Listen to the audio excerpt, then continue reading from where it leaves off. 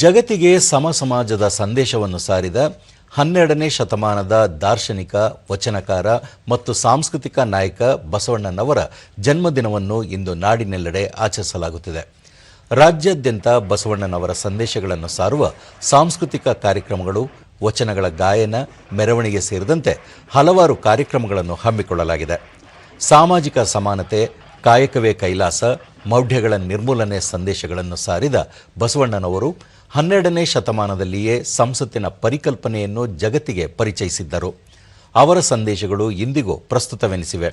ಬೆಂಗಳೂರಿನಲ್ಲಿ ಬಸವ ಸಮಿತಿ ಮತ್ತು ಅನೇಕ ಸಂಘ ಸಂಸ್ಥೆಗಳ ಸಹಯೋಗದಲ್ಲಿ ನಡೆಯಲಿರುವ ವಿಶ್ವ ಬಸವ ಜಯಂತಿ ಅಂಗವಾಗಿ ಮುಖ್ಯಮಂತ್ರಿ ಸಿದ್ದರಾಮಯ್ಯ ಚಾಲುಕ್ಯ ವೃತ್ತದಲ್ಲಿರುವ ಬಸವೇಶ್ವರ ಪ್ರತಿಮೆಗೆ ಮಾಲಾರ್ಪಣೆ ಮಾಡಲಿದ್ದು, ವಿಧಾನಸೌಧದ ಆವರಣದಲ್ಲಿರುವ ಸಾಂಸ್ಕೃತಿಕ ನಾಯಕ ವಿಶ್ವಗುರು ಬಸವಣ್ಣನ ಪ್ರತಿಮೆಗೆ ಗೌರವ ಸಮರ್ಪಣೆ ಮಾಡಲಿದ್ದಾರೆ.